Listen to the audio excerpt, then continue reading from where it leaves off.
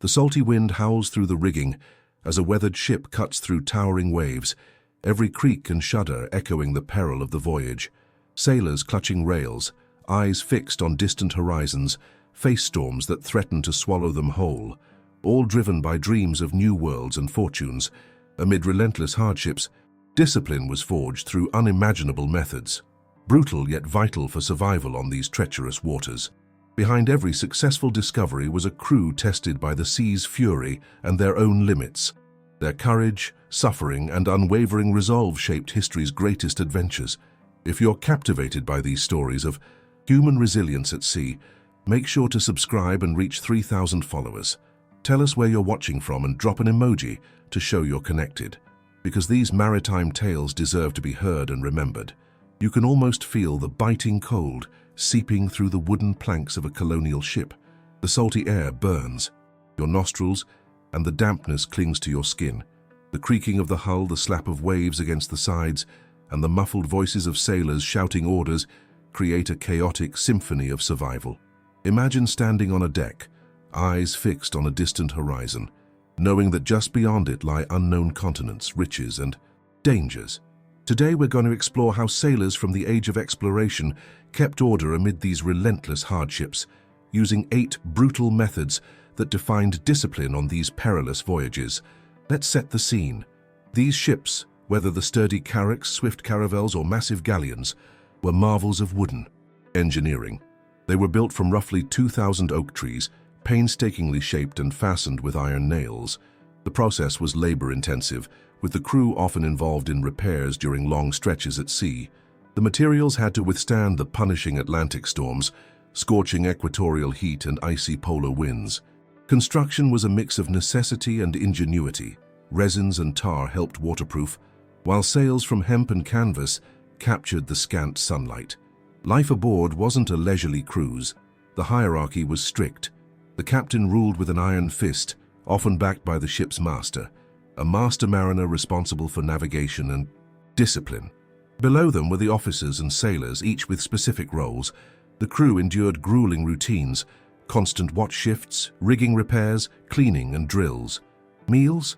Mostly dried beans, salted meat, and hardtack, sometimes infested or moldy. Conditions could turn deadly fast. Diseases like scurvy, dysentery, and pneumonia claimed lives as easily as a storm or shipwreck. Navigation tools were rudimentary but effective. Compasses, astrolabes, and cross-staffs guided sailors through uncharted waters. They relied heavily on celestial navigation, often under the flickering light of a lantern.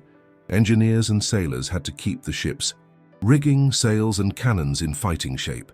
The ship's hull, reinforced with oak and pitch, was a fragile fortress. One wrong hit by a cannonball or a rogue wave could send entire crews into chaos or drowning. Now, with that backdrop, let's talk about the harsh methods used to keep order. Discipline wasn't just about rules, it was about survival. These men faced death daily, so brutality was sometimes the only way to maintain control. First, public punishments were common. Flogging was the go-to method, striking sailors with a whip made of cords or rawhide. It was painful, but it served as a stark warning. Sometimes sailors were lashed in front of the crew, their backs raw and bleeding, a grim spectacle meant to instill fear. Second, confinement was used. Sailors caught disobedient or mutinous faced lockup below decks, dark, damp, and rat-infested. Isolation could last days, breaking spirits and reinforcing authority through psychological pressure. Third, mutiny was dealt with swiftly and mercilessly. A captain might have executed ringleaders by hanging from the yardarm, the ultimate warning to others. Treason at sea was punishable by death, no exceptions. Fourth, rationing was a subtle but powerful tool. Starvation was used to punish or control sailors, cutting portions or delaying meals made. Crews more obedient. The constant threat of hunger kept them wary and compliant. Fifth, the hierarchy was reinforced through daily routine. Orders from officers were enforced with physical presence and authoritative commands. Disobedience was met with strikes or shoves, sometimes even with the butt of a musket. Respect for rank was drilled into every sailor. Sixth, psychological tactics played a part. Captains drilled fear of the unknown, warning of storms, shipwrecks, or hostile natives. Sometimes They used the threat of abandonment or mutiny as leverage. Seventh, the ship's environment itself was a tool. The constant noise, cold and salty smell created a brutal atmosphere, designed to wear down defiant spirits and encourage submission. Finally, cohesion was maintained by shared suffering. Crew members endured brutal conditions together, cold, hunger, storms, fostering a bond that could be used to enforce discipline. The collective hardship meant that mutiny or desertion could bring dire consequences not just for individuals, but for the entire crew. So these 8 methods, ranging from physical punishment to psychological warfare, were brutal but considered necessary. They kept the ships afloat in more ways than one. These men faced extreme conditions, and discipline was the armor that held everything together at sea, even if it often meant pain and suffering for those on board. Remember, behind every successful voyage was a crew pushed to their limits, often brutalized, but also bonded by shared resilience.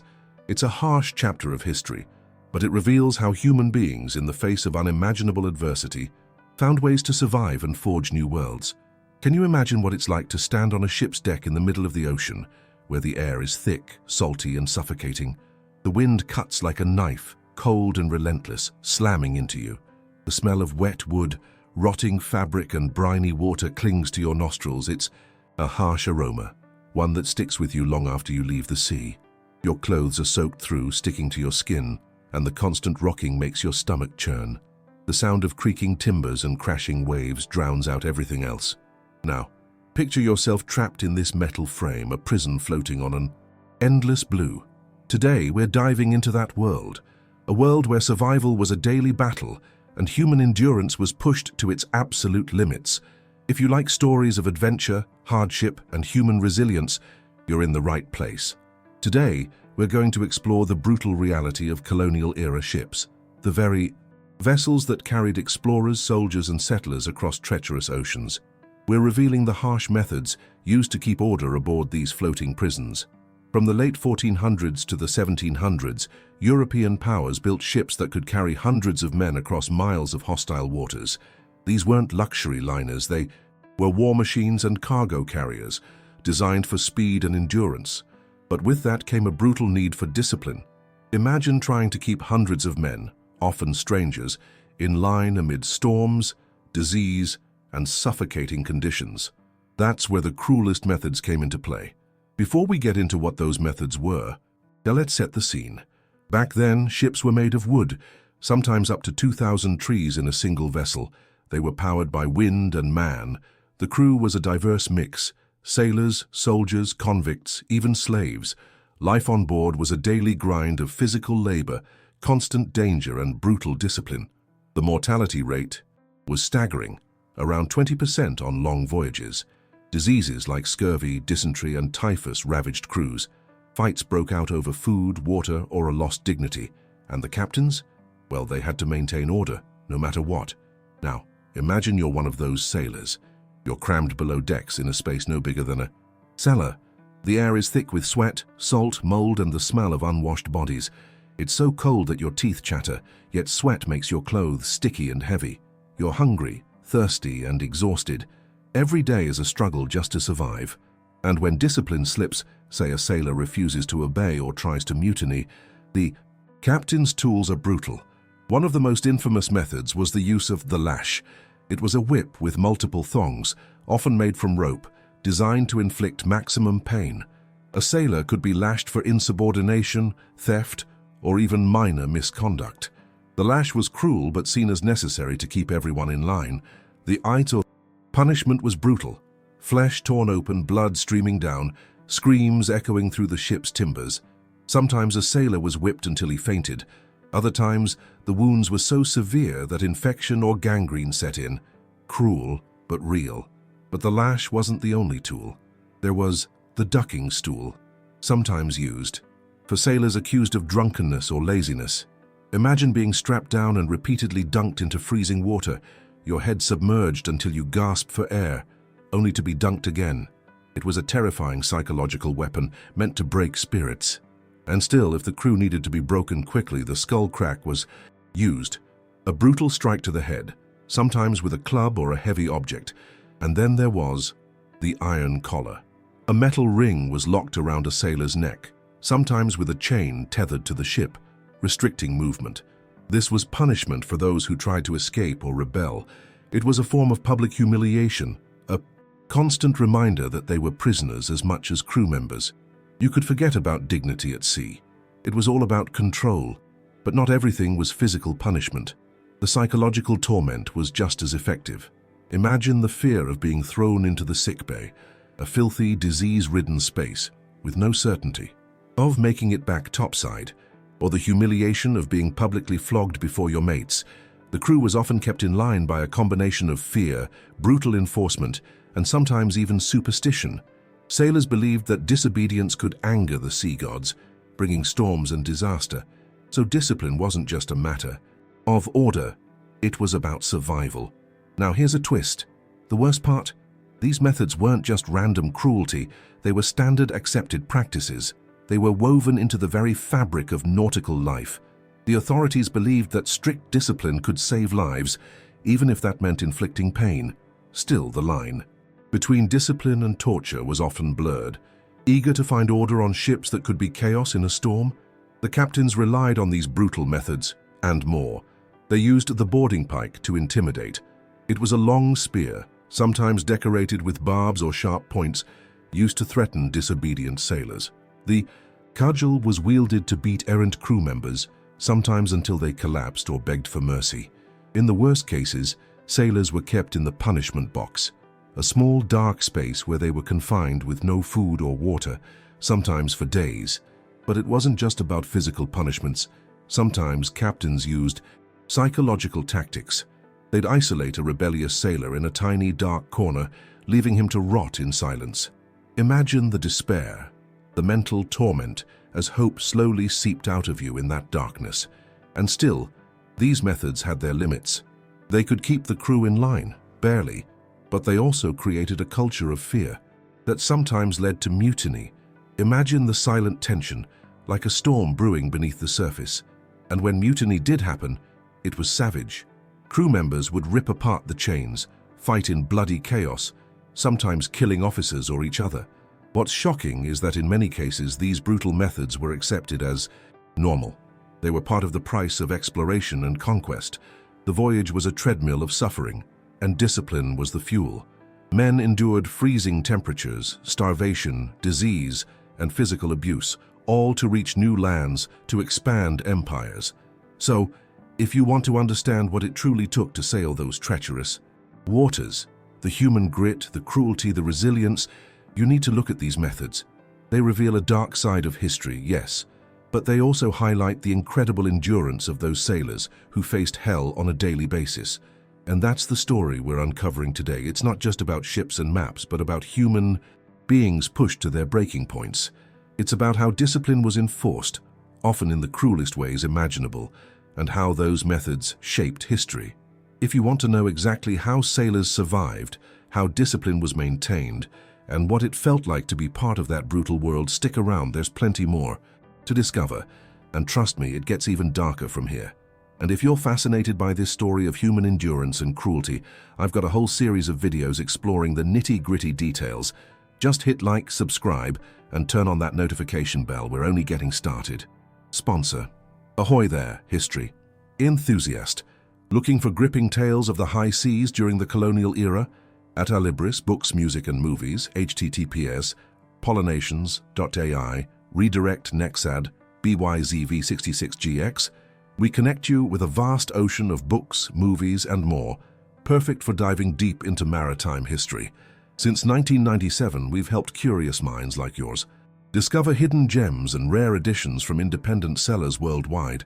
Whether you're charting a course through historical accounts or seeking inspiration for your own narratives, Alibris is your trusted port of call. Imagine you're standing on the deck of a ship hundreds of years ago. The sun beats down mercilessly, the salty air cuts your skin like shards of glass, and every breath tastes like death. But it's not just the weather that's killing you. No, the real enemy is discipline, enforced with methods that make modern punishments look like playground scuffles. Today, we're diving into the dark, brutal techniques colonial sailors used to keep order amid chaos. Methods so cruel they'd make your stomach churn. But behind that cruelty lies a story of survival, resilience, and human endurance. First, let's talk about the infamous cat o' nine tails. Imagine a whip made of 9 knotted cords, each lash loaded with pieces of metal or glass. Cruel but real. It was a standard tool to punish sailors who stepped out of line. The crew knew the pain coming, a sharp, slicing sting that tore into flesh, leaving bloody scars that could last for weeks. Men were flogged publicly, sometimes in front of the whole crew, to serve as a warning. The sound of the whip cracking across backs was deafening, a brutal symphony of discipline. But it wasn't just about the physical pain. The humiliation was almost worse. Men with blood streaming down their backs, their shirts soaked in crimson, their screams echoing across the ship. Imagine feeling that cut, then being forced to work the next day, wounds torn open by salt water. And rough rope. It was a cycle of suffering that kept sailors in check, cruel but effective. Yet the cat wasn't the only tool. Sometimes if a sailor misbehaved again and again, the punishment would escalate. Meet the Preuss, brass-bound. A heavy metal collar locked around the neck of the troublemaker. It was a symbol of subjugation, a prison that squeezed tight with every movement. The confined feel of cold metal pressing against your skin, the constant reminder of your failure. Imagine trying to sleep, the rough metal biting into your neck, your head pounding from exhaustion and pain. It was dehumanizing, but in those dark times it kept the ship running. Now, not all discipline was physical. Sometimes it was psychological, like the keel hauling, a nightmare in practice. Sailors suspected of serious offenses were tied beneath the ship, then dragged under the hull, sometimes several times. The cold, salty water splashed over their faces, scraping skin and shattering bones. Imagine the terror, the chaos, trying to hold your breath as the darkness envelops you. Many didn't survive. It was brutal, but it sent a message. Break the rules, and you face drowning or worse. But not every sailor was just a pawn of punishment. Some masters used fear as a tool. They would threaten, whipping, confinement, or worse, to coerce obedience. And still, sailors constantly risked their lives just to survive each day, knowing that a single mistake could mean the end. For example, imagine a young sailor, barely 18, with damp, trembling hands, trying to repair a mast in a storm. The ship pitches wildly. The wind screams like a banshee. One slip, one miscalculated move, and he'd be flung into the salty abyss or lashed with the cat. But it's not just punishments that tested these men. Sometimes the ship itself was the enemy. Think about the frozen decks in icy Atlantic crossings. The cold was relentless, biting your skin, numbing your fingers. Men would wake to find their toes frostbitten, black and dead. They'd suffer frostbite, then gangrene, sometimes losing toes or fingers to save their lives. And with no modern antibiotics, infection was a certain death sentence. It was survival by a thread, a true test of resilience. And speaking of survival, let's not forget the full food and water crisis. Imagine going weeks without fresh provisions, salted meat, hardtack so tough you'd break your teeth trying to bite it, and water so salty it burned your throat. Men's gums would bleed, teeth fall out, and dehydration made their muscles tremble. Some sailors resorted to desperate measures, drinking seawater, which only worsened dehydration. Others improvised with rainwater collected in canvas, or even dew from the rigging. Adaptation was key, even if it meant eating moldy bread or worms crawling through the crevices of the ship. And what about the disease? The ship was a floating plague. Dysentery, scurvy, typhus. Imagine the sick bay, a cramped, stinking room where the sick cried out in pain, their skin jaundiced from vitamin deficiency. No antibiotics, only makeshift remedies. Lime juice to ward off scurvy. Yet sailors still suffered. The mortality rate could reach 20% on long voyages. Men with hollowed eyes, gums bleeding, teeth loosening. And still they sailed on, driven by hope and necessity. But even in this chaos, sailors devised clever tricks. They'd patch holes with bits of wood and tar, often with their own hands, fighting against the rising tide of leaks. Imagine the smell of tar and wet wood mixed with sweat and salt. Every creak of the ship was a reminder. The vessel was alive, fragile yet resilient. They'd cover cracks with planks, sometimes as thick as 2 inches, and seal them with pitchers and oakum tow. It was a desperate patchwork solution, but it kept the ship afloat until port. And all of this was happening while cramped below deck, dark, damp, and infested with rats, lice, and mold. Imagine crawling through tunnels of wood, the constant sound of water slapping against the hull, the smell of mold, human waste, and rotting ropes. Hygiene, almost non-existent. Men's hair matted, fingernails caked with dirt. Sometimes entire crews fell ill and the ship became a prison on water. But despite all this, these sailors pushed forward. Their bodies battered, their spirits tested, yet they endured. The methods of discipline, the hardships of life, all served a purpose.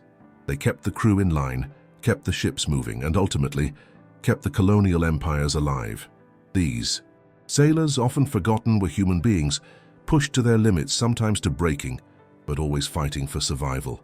So, next time you hear about the age of exploration, remember what that really meant. It wasn't just maps and voyages, it was suffering, brutality, resilience, and the unbreakable human spirit. If you want to see exactly how they did it, how they survived those hellish journeys, I've got more stories lined up.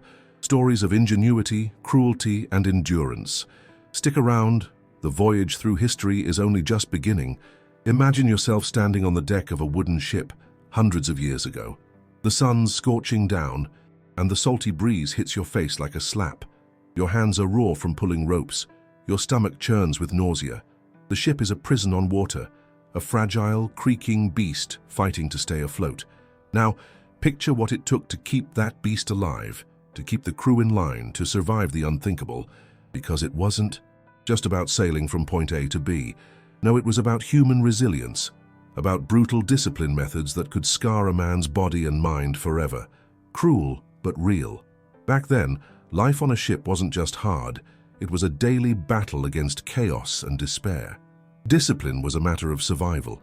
The sailors knew that if they stepped out of line, they risked lashings that cut deep into flesh, leaving scars that could last a lifetime. Can you imagine the shouts echoing across the deck, the crack of the whip, the blood running down pale skin? It was a brutal way to keep order, but in those times chaos could drown the entire crew. One of the harshest methods was flogging, lashings with a whip, often made of rope, designed to punish insubordination or laziness. The crew's backs would be whipped until they bled, sometimes to the point of fainting or even death. The sailors knew that a single mistake could lead to brutal punishment, but even more terrifying was the threat of the cat-o'-nine tails, a whip with 9 knotted thongs, each tearing into flesh like a blade. The pain was unimaginable, yet it was considered necessary to impose discipline amid the chaos of the sea. But it wasn't just physical punishment. Sometimes sailors faced psychological torment. Imagine the terror of being summoned to the captain's quarters, palms sweaty, heart pounding, knowing you might be next. Or the shame of being publicly whipped in front of your comrades, a shame that burned worse than the lash itself. Because, on these ships, morale was everything. A single act of disobedience could threaten the entire voyage. And still, the methods didn't end there. There were even more brutal techniques designed to keep men in check. For instance, the use of the jury mast, where men were tied to the yardarm, exposed to the sun and wind, sometimes for hours. It was a form of punishment and humiliation, a reminder that the captain's authority was absolute. But let's not forget the human cost. These punishments left scars, physical and emotional. Sailors often carried those marks for life. Some became numb to pain, others broke under the pressure. The mental toll was crushing. The fear, the pain, the humiliation. It could turn a brave man into a shell of himself. Some sailors, pushed beyond their limits, would go mad or try to escape. But escape was nearly impossible on a prison ship.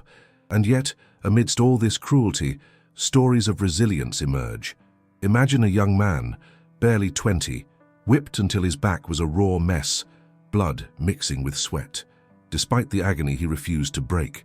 His mind focused on the distant land, the promised port, the new world, a chance at freedom.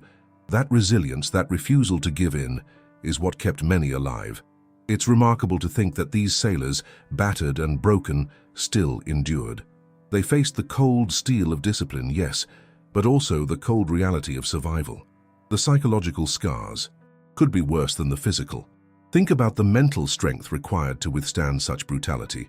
Men would often hide their pain, smile through tears, and cling to hope like a lifeline. Some found solace in shared stories, whispered in the dark below deck, stories of home, of loved ones lost, of a better life waiting on the other side of the ocean. Those moments of camaraderie could be the difference between surrendering and fighting on. What's truly astonishing is how these experiences transformed people. Many sailors came out hardened, tougher than steel. They learned to suppress pain, to mask fear, to fight through exhaustion. Others, though, were broken. Some never recovered from the trauma, but all of them bore the marks of those journeys, in their bodies, yes, but also in their spirits. Fast forward to today, and it's almost impossible to imagine such cruelty.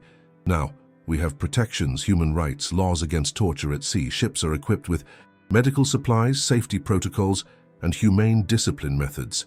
But back then they had only fear, punishment, and the raw will to survive. We owe a debt of gratitude to those anonymous sailors, the ones who endured these hellish conditions silently. Their stories aren't just about ships and navigation.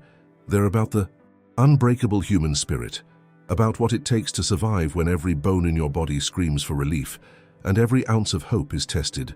So, as you sit comfortably today, protected by modern technology, safety regulations, and humane treatment, take a moment to reflect. Think about the sailors of the colonial age, the courage they displayed, often with blood and tears. They endured horrors that would make most of us faint. That's real strength. That's a legacy of perseverance that shaped nations, built empires, and made history. If you want to get a closer look at how they did it, at the real human stories behind the discipline methods, I've got plenty more tales to tell. Stories of sacrifice, endurance, cruelty, and salvation. Because these stories aren't just history, they're a testament to the resilience of the human spirit. Like, subscribe, and stay tuned for the next chapter of maritime history. Because the voyage of human endurance is never truly over. Every wave, every storm, every lash, it all echoes the courage of those sailors who, against all odds, refused to sink. Their sacrifices aren't just stories in a history book, they're the very foundation of our present, reminding us of what it means to survive, to endure no matter how brutal the journey.